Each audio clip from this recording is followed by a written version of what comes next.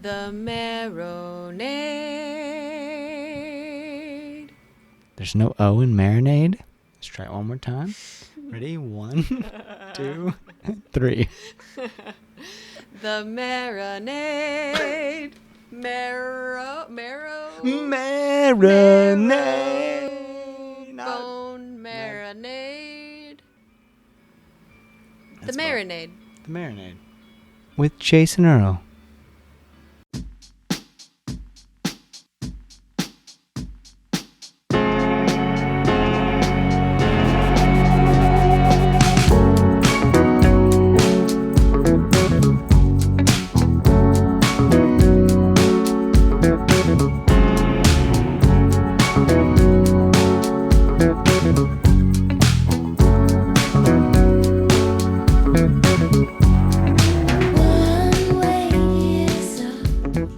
Welcome to The Marinade with Jason Earle, a free-flowing conversation about the creative process with creative people.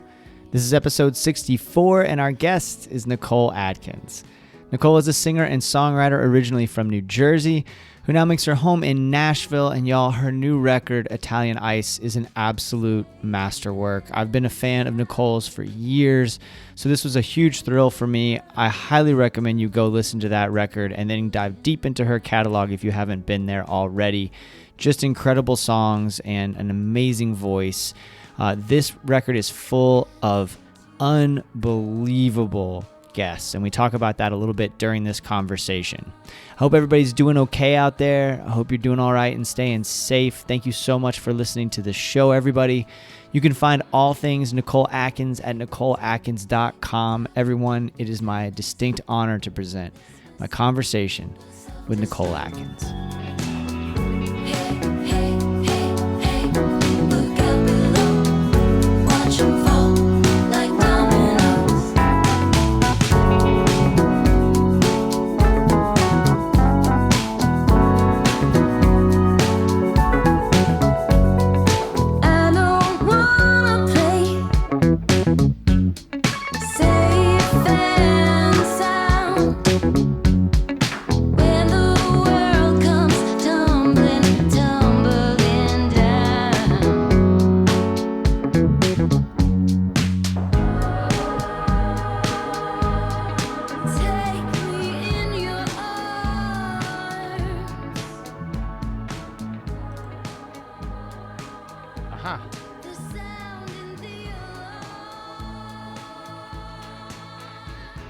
Nicole. What's up? Chilling. What's up with you? I was just watching Joe Biden get Super WWF on TV. Oh, dope. What was he saying? I missed it. Dude, I don't know if you followed 90s wrestling back in the day. Oh yeah, absolutely. Yeah. So he was going full Ultimate Warrior. He's like, Mr. President, blah blah blah blah blah blah blah. Mr. President. It was like shaking Ultimate the Warriors. ropes. Yeah, it was like Hogan when he's like, Hogan, I will get run over by 1,000 lawnmowers, Hogan. I hope he does more of that. We need more of that. You know what? I feel like it's a first, and it's good. He's got to give him the slam. Yeah.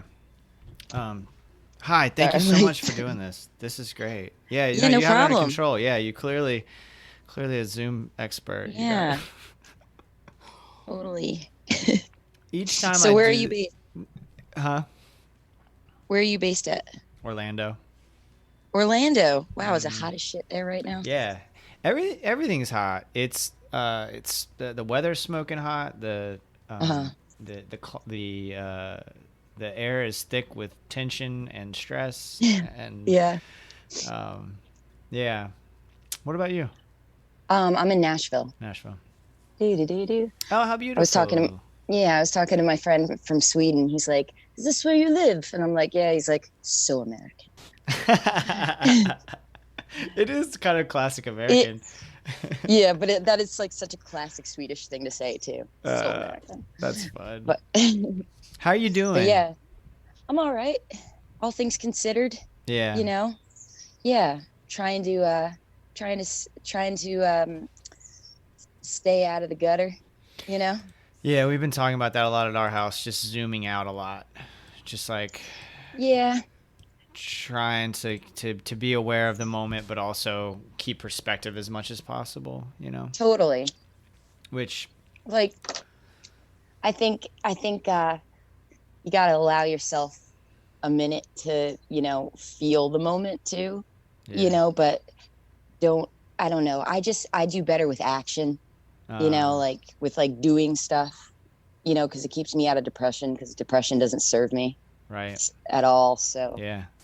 I had a hard time, I think, when the protests started and the riots started. Like that was hard, just because like I think what's happening is so great, but I also like worry about like COVID.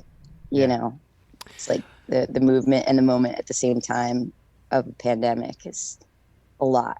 It is. I mean, we had a few protests here in Orlando, and I tried to go to one, and it ended up being canceled for various security reasons. And then this was like early on, right? This was like Yeah, Saturday that most of the protests really kicked off nationwide. And then the second time I tried to go, I was just uncomfortable. I didn't. If you're gonna tear gas me, fine, but I didn't want to yeah, catch something I can go give to somebody else. People, half of them had yeah. masks, half didn't. People were super close to each other, and I felt this tension between like, dude, this. You always wondered what you would do in the civil rights movement, right? We all ask ourselves that, those of us who didn't grow up in it. Well, what I would Yeah, do is I would fucking march, is what I said. And then when it yeah. came down to it, and the chance that I might catch something that I could give to somebody else, I could kill them, I was like, It's hard. this is impossible tension. Yeah, I think, well, now though we have a lot of different ways that we can, educate people and protest, and with the internet, Yeah. and you know so there's lots of ways. I think everybody's just like, even getting your like parents to understand what Black Lives Matter actually means. That Well, is something that I'm seeing. Like, I'm like, oh wow, this is great.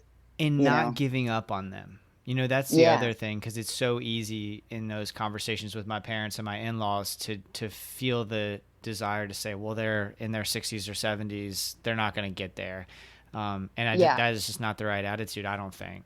No, I actually, I hate it when people say people never change. I think like people totally change all the Yeah. time. Yeah. So Yeah. don't lose heart. Right. Don't give up. Keep Don't give moving. up on your dad. Yeah. Seriously. That's really, it's pretty starkly laid out, right? Don't give up on your dad. Yeah. Your record is so wonderful. I love it. Thanks. I love it. Thank I'm you. crazy about it. I'm I'm so amazed. glad. Yeah, I'm amazed by like it's so big.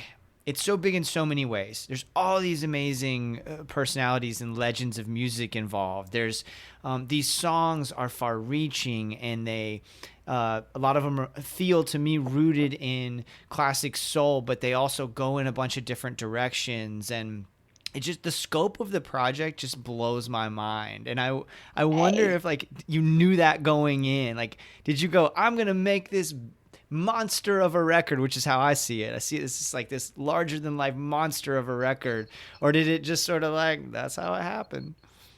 No, I feel like that's kind of what I heard in my head before I That's went. awesome. It was just like, yeah, this like crazy like style mashup blowout in my head. But like once I heard it actually like in real life, I was like, oh, thank God. Because sometimes like, you have an idea for a song, and like there was this one song that I was in my head, it sounded like, Let the Sunshine In. Uh-huh. And it meets Pink Floyd, and it was like this, oh my God, this is gonna be the song. And I remember like trying to track it up in my room for a demo, and my husband's like, I don't know. I don't know what you're doing. And I'm like, no, but if you could hear it in my head, Yeah. but it just like never happened, but Uh, I also like, I don't give up on song ideas either. Like it'll be there for like, it just needs another part uh, someday to make right. it that thing you hear in your head, you So know? besides not giving up on it, how do you get it there? Is that just constantly chipping away, or do you need to bring it to somebody else? I'm amazed by how many collaborations there are, co-writes on this, and Yeah. all the other voices. How do you get from I'm trying to make this demo and it's not coming together like the sound in my head, to finally what you ended up with? I think like, I always I'm always like, I was trying to tell my friend, he's like, yeah, I'm just not writing right now. Like, I'm just not feeling it. Like, do you like sit down at a desk every day and write? And I don't, like, I Mm, mean, sometimes I'll sit down, but like, I just have come to this point now in my life where I realize that I'm always writing, yeah. like, I don't know what I'm looking for until I find it, like, and just like songs and melodies will come to me like throughout the day or the night, or like in my dreams, and I just like write them all down and like record them like in my phone, and like I'm constantly like chipping away at them, and sometimes they need some friend that's like either like a great lyricist or like a great piano player to like help me figure out like how to make it make sense, or I could finish them on my own, or like it's just like you have all these like tools in Mm, like your kit, right. and like it's nice getting older because your toolkit gets way bigger. Right. Well, how do you know? Yeah, I've been thinking about that a lot recently too. How do you know which tool to go to when? Like you got this toolbox, you continue to add tools to it. So how do you know when you need this tool versus another?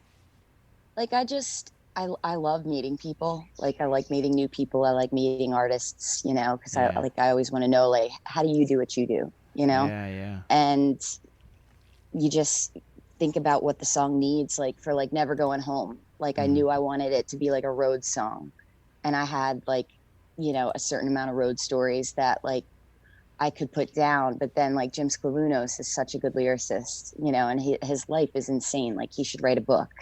And I was like, can you help me write this song? Because I know like it'll be even better with some of your stories, mm, And then once he started giving me some of his stories, then more stories that I forgot about came out, So it's like it's like once you can volley with somebody, you it kind of loosens you up and like gets your mind even like freer to dive deeper.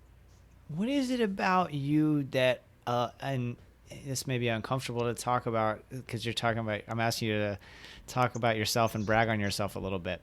What is it about you that draws in all of these incredible people? The fact that you were able to get David Hood and Spooner Oldham and John Paul White and Seth Abe. I mean, the Aaron Ray. The list of the people involved in this is incredible. Like what is it about you that draws people in that way? I mean, obviously your talent, but other than that, there's got to be something else that they want to work with you. I think we're all friends, so I think it comes down to like friendship and interest in the creativity and time. Mm, Like this record was definitely a moment of like of time that just like things kind of came together where people were free at the same time and willing, you know.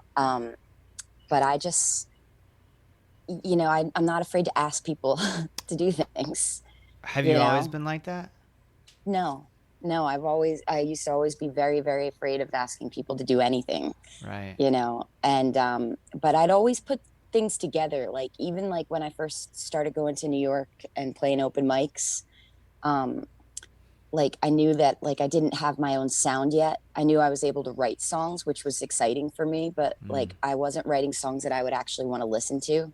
But I mm, still was like stoked that I could actually write my own song because I always played in bands and always played in other people's bands. mm. And so but I'm good at like making shit happen, I guess. Like so I would like take the restaurant I worked at that I'd never get good shifts at, but I'd be like, hey, I know all these musicians and Wednesday nights are dead. Can we have a music night?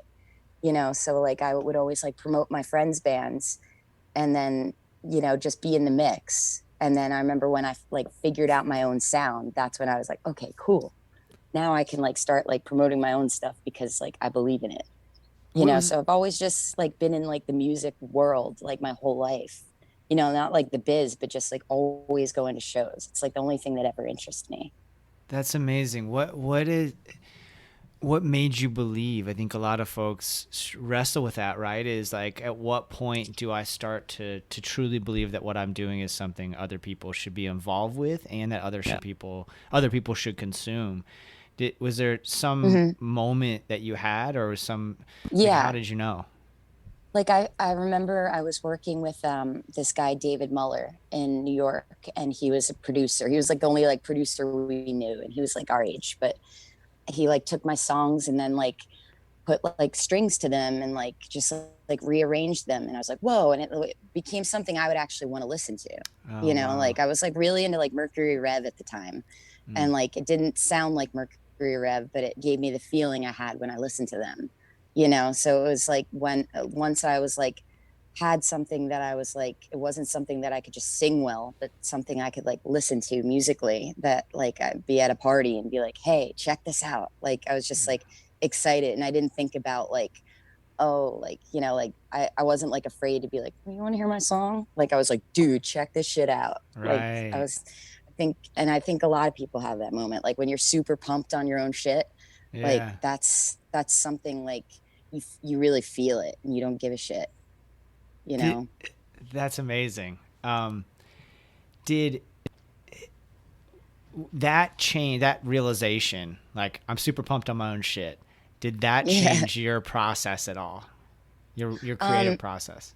yeah, it just made me more focused on it. It made me Mm. like, once I got like, I remember like once I wrote Neptune City, I was like, Mm. ooh, okay, can we top it? Like, I'm gonna write another one. Like, I would just be like more open to it. And I think like with songwriting, the more you do it, the easier it gets and the more fun it Mm. gets. Mm-hmm. So like with before Rhonda Lee, like, and after my first record, and I think a lot of people fall into this, is like you get the record done and you tour forever, and then it's like, okay, we got to write another record, and you haven't been writing, and you're like, Mm. shit, how do I do this? Do I know how to do this again? And the trick for that is just to not stop.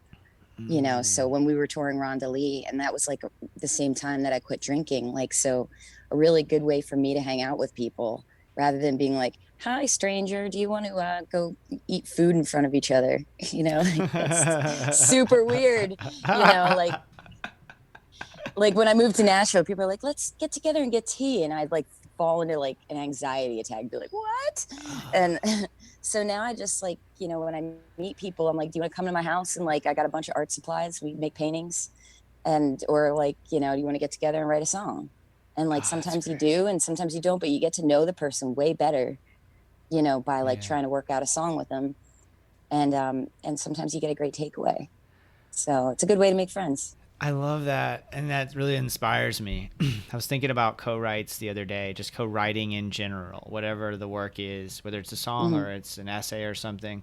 Yeah, it's Yeah. so hard to show. For me, it's so hard to show other people something I've done creatively until I'm done, and then Yeah. I'm like, oh well, I like the sound of my shit, right? Like we talked about Yeah. earlier. So I Yeah. like this. I want this to be out there. But before it gets to that point, my ego gets in the way and doesn't want to let go of whatever I think it looks like. Yeah. Yeah. And I think sometimes you might be right though. Like Mm. sometimes when you have an idea and you follow it through and you finish it, like you should trust that. Mm. I think it's the ideas when you're just stuck on them forever, and like the melody keeps coming into your head for years. It's just like, okay, like I met this comedy writer that wrote Cheers. And he's like, yeah, like comedy writing, it's like sometimes you can get an idea finished yourself, but it's like when your car breaks down, you call a friend for a lift, you know? Mm. Wait, So how do you know when the car's broken down though? Like, I think you just know, like uh, after a while, you just gotta like, if you're torturing yourself over it, hmm. I think you just gotta show somebody. And even like they might not be able to help you finish it, but even just showing somebody might help you, like all of a sudden your brain snaps in. It's like, oh wait, no, I know what it needs, like Right, it's to get you out of like that inner critic thing, right. and I put like a lot of like little notes around my like room that's like, you can't wait, what is it? I guess I don't pay attention to the note, but it's like you can't move forward if you're judging yourself, or like, Uh-huh. that kill your darlings thing. Like sometimes like with the first song on the record, AM Gold, That's my like I favorite on the had, record too. yay, Yeah. thanks. And Yeah. that's one that I wrote myself. but like I didn't have the lyrics done when we did the music, but I heard all the music in my head, and the music was, I was like, this is track one, and I don't know what it's going to be about, because the whole time I thought that the vocal melody was the line that dun, da, da, da, da, da, da, da, da, da. Mm-hmm. And then I realized while we were playing it, like, holy shit, like, Binky, play this. It's the vocal melody, but it's not. Like, for 6 years I thought it was, but it was really the guitar melody. So once I like realized that, I was able to write, you know, a different melody for vocals and words over it. You had that melody for 6 years? Yeah. Wow. Yeah, it tortured me. Like I bet. Yeah. So yeah, and the original words too to it were disgusting. Like my husband would always be like, "Oh," like, but you get these fake words, and it was, "I'm about to wrap in the stew. I'm about to ripen the stew." Gross. That's so like, gross. I love it the though. fuck does that mean? But like forever, and Ryan's just like, "Oh, just like get rid of this song. I hate that." Like, Oh, I'm glad you didn't get rid of it. No, me too. What a lesson though. You know, because Yeah, it's such a powerful song, and it kicks off the album perfectly. It's just a perfect album opener.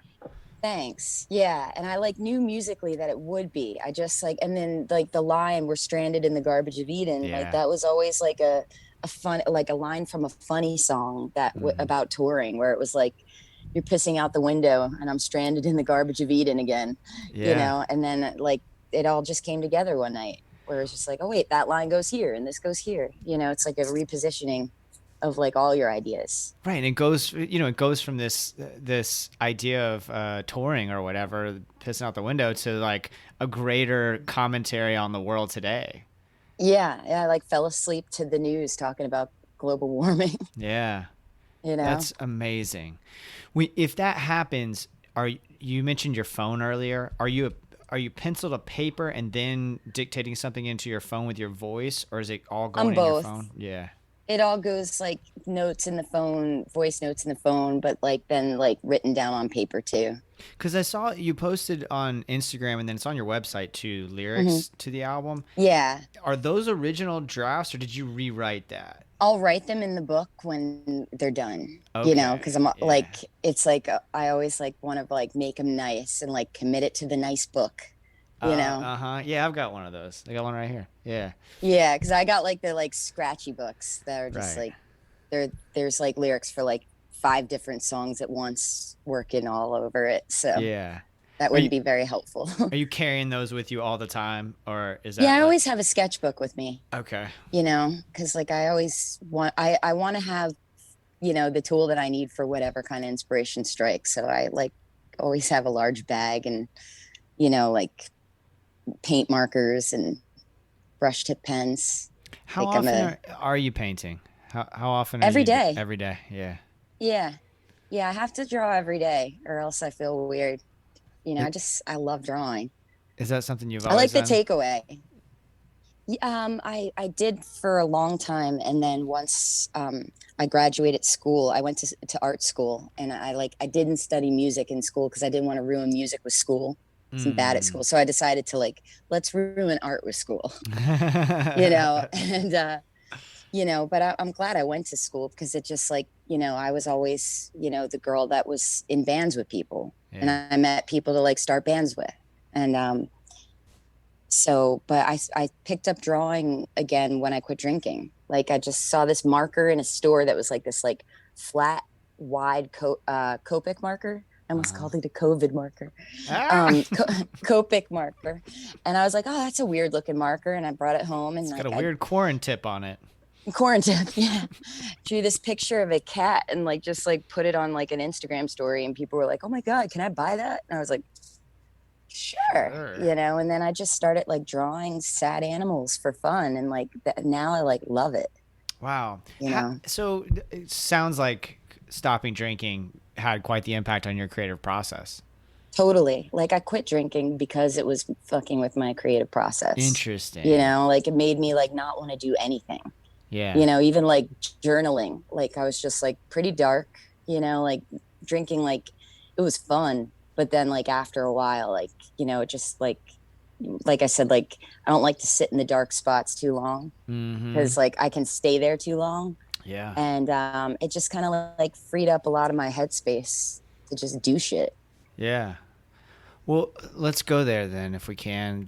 You've mentioned the darkness a couple times. You mentioned anxiety. You mentioned depression. Definitely a theme on this show, talking about mental health. And Yeah. you have a song called Saint Dymphna, which I didn't know anything about until a couple months ago. And our good friend Trapper Haskins has an album, and he's got a song about Saint Dymphna on his album. So that's. Is he from New York? I don't think Trapper's originally from New York.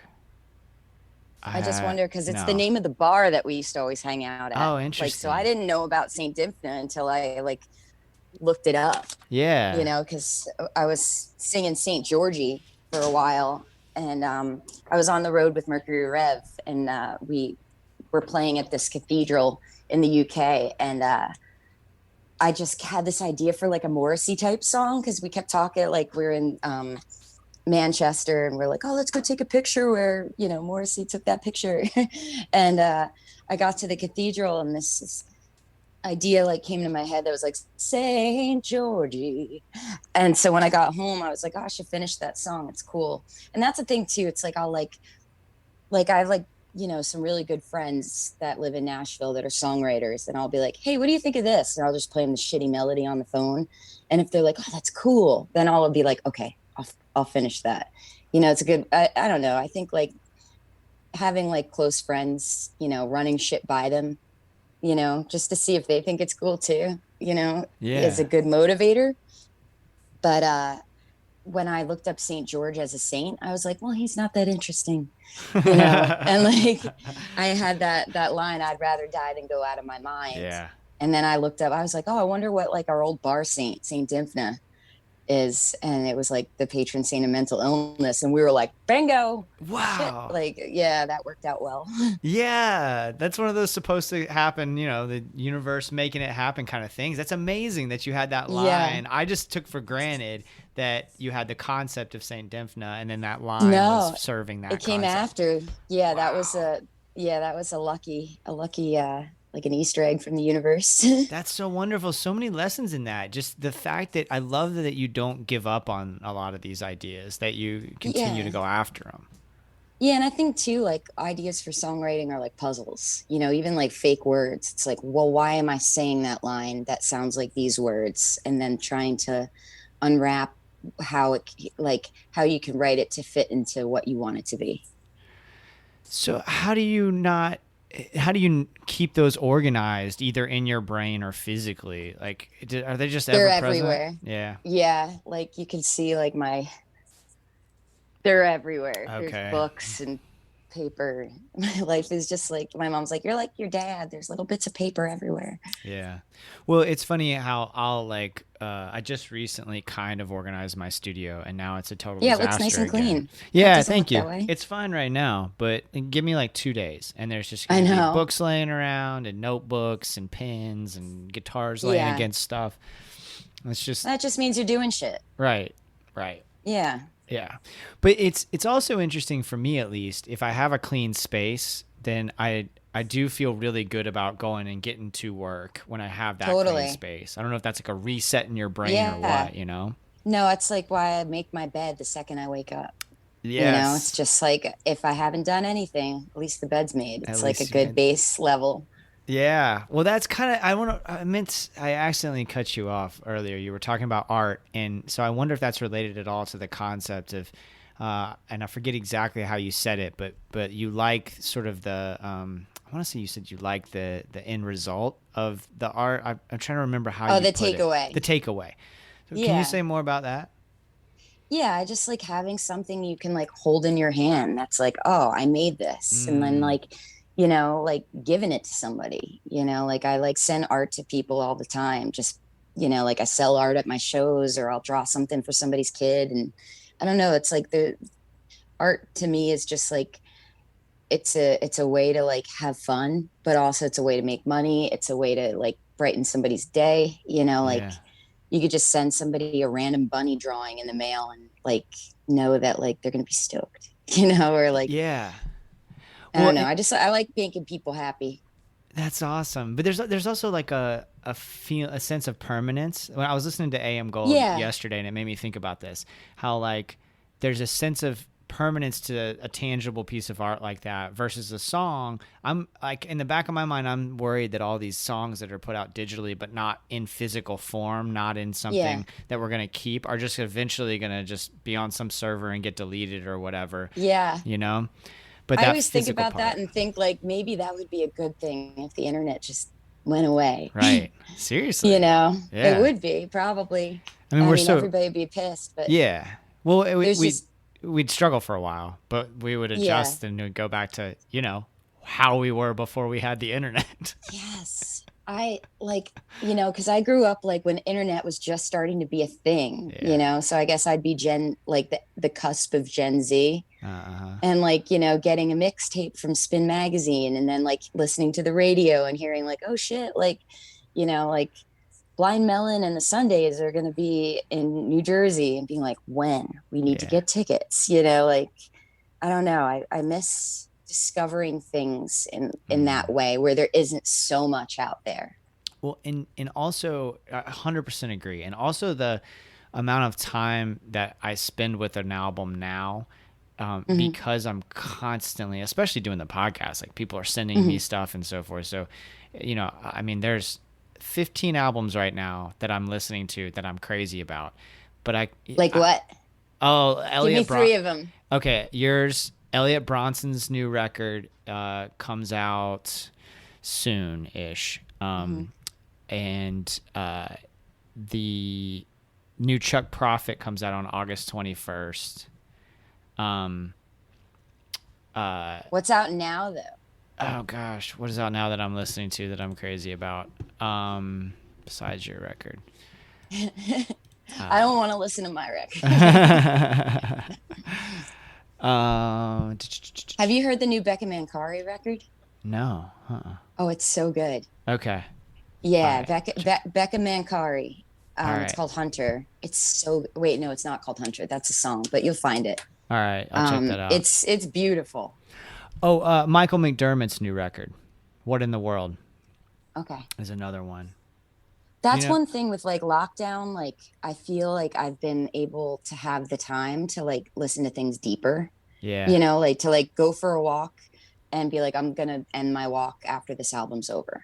Yeah. Instead of just always having my day in snippets of time to myself or drive times. Yeah. Like now I have like more time to like listen to albums. It's really nice. I agree. It is nice. I like that. The new Run the Jewels, I did that with when it first came out, and I don't know if you spent time with that, but it is. I haven't yet. Oh my god, incredibly relevant, and just they always knock it out of the park. Yeah. But yeah, that's a little bit of homework. That's funny. You turn the tables on me. We always end on what you're getting down on, like what art you're consuming. Like I was about to ask you that question, which I'm asking you right now. I like interviewing the interviewer. Yeah, it's funny. Because I want to know. I know. I got to come better prepared next time. Because I'm lucky to hear all these records in advance, a lot of them. So a lot of these records I'll get fired up about, and then I'll go to talk about it. Somebody just recently, a fan of the show, Jordan, just recently turned me on to Adia Victoria, and her record came out last year, Silences. So I don't know if you listen to that, but I'm writing all this down. Yeah, it's like swampy soul. I've heard of her, but I've never listened to her. Yeah. I will now. Yeah, I got hooked immediately. So check her out. Cool. Yeah.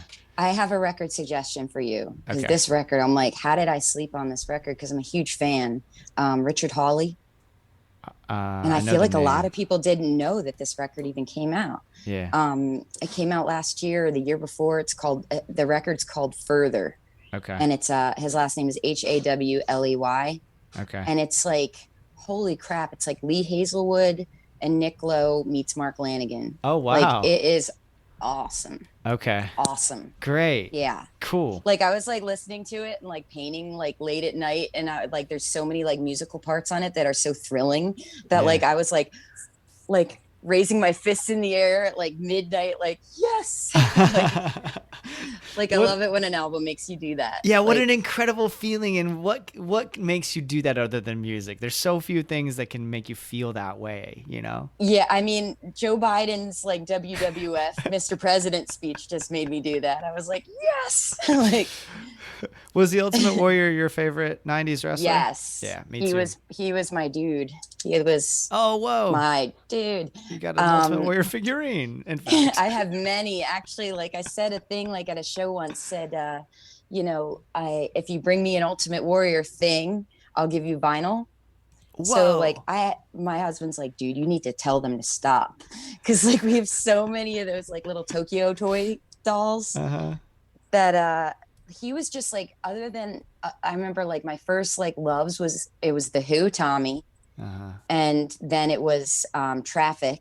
And then in 1990, it was the Ultimate Warrior. Cause I saw him and he was like, he looked like a hair metal dude. Like I thought he was hot. Yeah. And he was just so exciting, like his theme music and everything. And like, he just like, that like feeling you get when something you love is happening, like that feeling in your solar plexus feels full. Yes. Like that's where the depression usually goes. But it's like, like when he would come in the ring, I just be like, oh my God. And the first time I ever understood that life wasn't fair was I think it was the 1991 Royal Rumble when he was fighting Ravishing Rick Rude, and Bobby Heenan held his foot and he cheated. And I was like, it's on video. He cheated. And my dad's like, Nicole, relax. And I was like, no, he cheated. And like, I couldn't stop crying for days. Oh my gosh. And then when he died, when he had his comeback, that was when my husband like first moved over he's Scottish, and he moved over from Scotland, and he was there with his best friend. And I was so excited about the comeback, even though like I hated Ultimate Warrior as a man. He was a bad dude. Like he was a shitty dude, but his character, I was like, yes, he's back. And then like we're in a bar, and this is before I quit drinking. Like we're in a bar, and we're pretty buzzed up at this point. And my husband looks at me, he's like, Nicole, I have to tell you this before you look at the TV. The Ultimate Warrior died. And he said that. I just looked at him and went, the Warrior's dead? And I ran out of the building because I like started crying, and I didn't want anybody to see me cry. And then this cop was like, ma'am, stop, are you okay? And I was like, the Ultimate Warrior died. And he was like, what? And so we're hugging, and Ryan comes outside, and he was like, Nicole. And he's like, it's okay, sir. And I was like, ah. And he's like, this sucks. Wow. And then I woke up the next day, and I thought it was like a dream, and there were just tissues all over the ground. And I was like, oh no. Wow. I really appreciate you sharing that story. It sounds like we were watching wrestling at the same time, and just how much the characters from that time, and baseball players and football players for me as well, but like how much the people from the stars from that time, how much impact they have on you even into your adulthood is incredible. Yeah. Or even like David Lee Roth, people from that time, they were just like larger than life. Like I feel bad because people are like, oh, you're into wrestling, come over and watch Raw. And I'm like, it's not exciting. Yeah.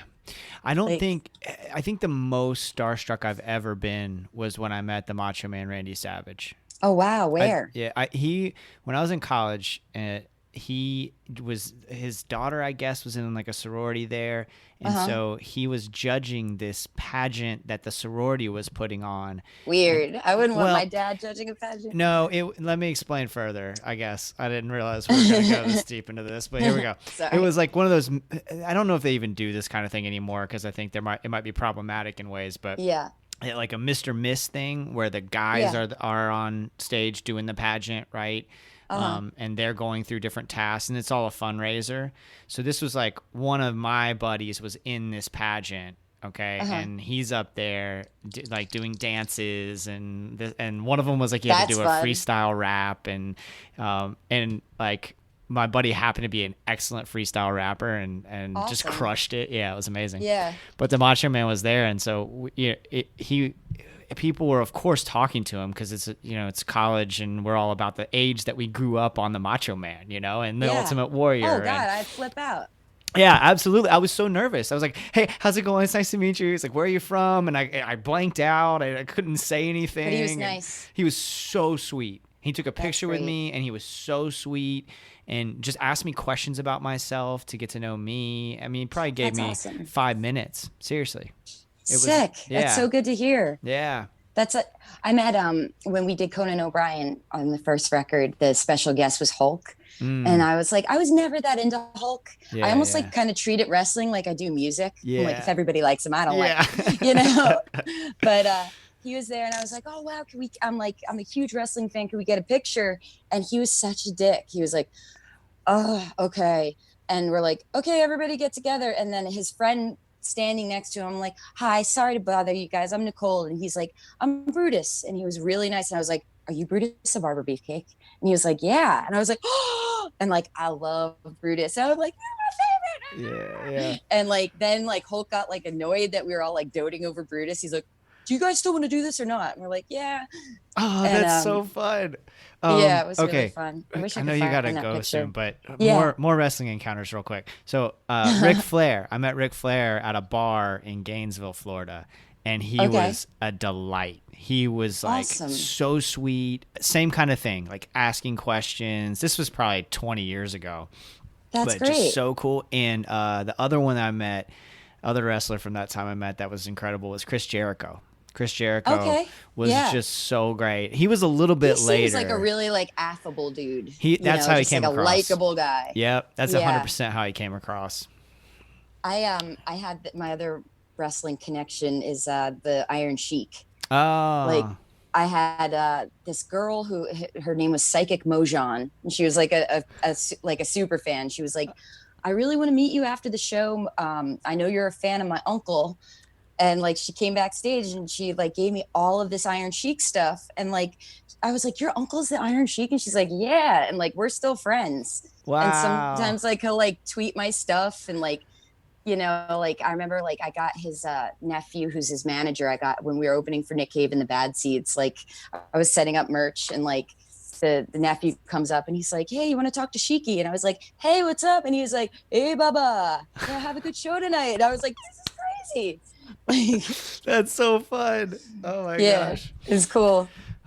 Nicole, this is more than I could have expected. That was a blast. I didn't 10 minutes on wrestling is not expected, but greatly appreciated. Yeah, you got it. Your record's amazing. I'm so grateful for your time. This is such a pleasure. Thank you so much. Well, stay well. Thank you. Yeah. Bye. This message will self-destruct.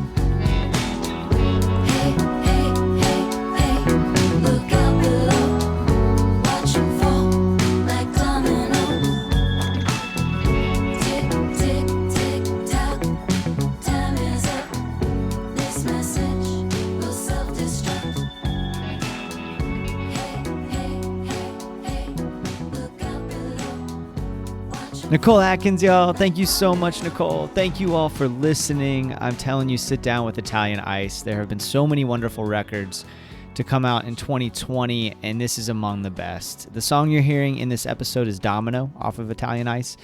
NicoleAtkins.com for all things Nicole. This record is my favorite of hers, as I mentioned earlier, but her entire catalog is full of just incredible albums. Head over to marinadepodcast.com for all things The Marinade, including concert photography, written pieces, the Marinade store, which is once again offering our black and white hats made by Dome Hats out of Jacksonville, Florida. They're available for pre-order right now, and they should be here within the next week or so. So I'm really excited about that. I'll be posting more about that on social media. Speaking of which, follow us at Marinade Podcast on all your socials except TikTok. We are not on TikTok, and there's little chance of that happening in the future. I am a fine dancer, underrated and underappreciated dancer, but I will find another venue to show off those skills. If you really like what we're doing, please consider joining our Patreon community, where for just a few bucks a month, you can get updates about the show, access to our Patreon exclusive show, Jason's Journey, and more. Our patrons keep this thing going, and I love y'all so much. Thank you so much for the connection that you have to the show and to me personally. For folks who aren't patrons, we had a Zoom happy hour recently, which was just so much fun. So if you can swing it, patreon.com/Marinade Podcast. If not, just tell a friend about the show. Subscribe on your podcast app. Follow us on social media. Share things that We post about the show, links to the show, quotes, things like that. Tell somebody about our socials. Tell somebody about marinadepodcast.com. Word of mouth is the best way to really bring more people into this community we have that is so much fun and gives me so much joy. All right, y'all, it's time for what I'm getting down on, the segment where I talk about the art that is inspiring me at the moment. My partner Chris and I watched The Invisible Man, the new one that came out last year, starring, maybe it came out this year, starring Elizabeth Moss. It's a thriller. We loved it. It's that perfect balance between kind of mainstream appeal and something outside the expected narrative. It's spooky and suspenseful, really fun, but also kind of scary. So check that out, The Invisible Man. I've been listening to a lot of great stuff recently, music-wise. Before I move on to music, Welcome to Chechnya on HBO, and it's about this really horrific set of events in Chechnya where the government, in partnership with the Soviets, are literally purging gay people. And it's just heartbreaking to hear the stories. It got me really thinking about the role that the Marinade has as an ally to the gay community. I take that really seriously, and hopefully that comes through. And if it doesn't, I need to be called out on something, or if you feel like I can do more, please let me know, because I just think, like, if there's anything that art can do, it can help people to feel heard and feel safe. And I want this to be that kind of space, for everybody. But, it's especially dear to my heart, the LGBTQ community. To be an ally for that community is really important for me. And so, I want to make sure I'm continuing to keep mindful of that. And I'm aware of it, but also if there's anything I'm doing that's not communicating well or I can do better, please let me know. All right, back to music. I've been listening to a ton of great stuff, like I said. My Morning Jacket's new one, The Waterfall 2, is just such a special record. I love it. Chris and I had not been dating very long when the first one came out, and it became like the soundtrack to early parts of our life. We saw them live in St. Augustine. It was an incredible show. We had the best night. It's just so much fun. Really fond memories with good friends. So this second one I had high hopes for, and it lives up to the hype. I recently signed up for a trial of SiriusXM, and I'm having so much fun. It's really cool to explore things in that way. I kind of figured SiriusXM is the kind of thing I only listen to when I rent a car, right? Like if I'm out west, is really where I'm renting cars typically, and if I'm on a hiking trip or something, exploring. So that's the only place I've really listened to it, and so I knew Outlaw Country. And there are several musicians that I got into through XM. And the reason why I signed up for the trial is we recently recorded with the great Chuck Prophet, who was in the band Green on Red, which I got into because of SiriusXM years ago, traveling through Utah and Wyoming. And it was about this time of year, really. I saw Widespread Panic play at Grand Targhee Resort there in Idaho, and hiked the Grand Teton Trail, and hiked in the White Cloud Mountains, and stayed in Yellowstone for a few days. Just like an epic 3-week hang where I was just one of those times in my life where I had the money to do it and I had the time to do it, and I was single, and I just kind of, I just went for it. But those are really fond memories.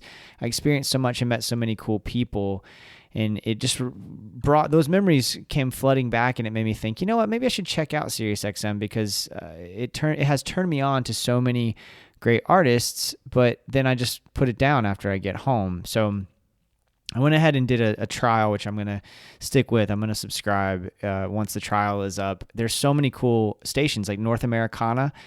So cool. There's, it kind of focuses on Americana music in Canada. And I guess I've always known that Canada is a hotbed for American roots music, folk, country, all that kind of stuff. There's so many great musicians who've come out of there and so many great musicians who have ties to Canada in that world. But I'm kind of experiencing a new awakening for me. People like Corb Lund, our friend Kat Clyde, and then, of course, going back and listening to some of the legends, Neil Young, Leonard Cohen, some of those folks. The other day I was doing some writing, and by which I mean I was scrolling through Twitter, getting pissed off at Florida's governor and the president of the United States while putting a sentence here and there on the page when the band Fast Romantics came on. They are a Canadian rock and roll band. One of those, I just had this conversation recently where it was like, do you ever get frustrated that you didn't know about a band before and you weren't really into them before? This is one of those kinds of bands. But now I'm in. I'm fully in. Really, really cool stuff. Beautiful harmonies, great writing, catchy hooks. Just a cool rock and roll band. So I recommend checking them out as well. Y'all, that's all I've got for now. This was so much fun. We have so many cool things coming up. We got Chuck Prophet on the next episode. Our friend Trapper Haskins coming up after that with a bonus episode. Gosh, what else? We've got the man that Questlove of The Roots calls the Stephen Hawking of music. Just so many cool things coming up with the show. And so thank you so much for listening. And thank you for all of your kind words and for spreading the word about the show. All right, y'all, take care of each other. Until next time, if you can, go out and create something. If not, don't beat yourself up about it. Just please be safe because I appreciate you so much. Either way, until next time, cheers, y'all.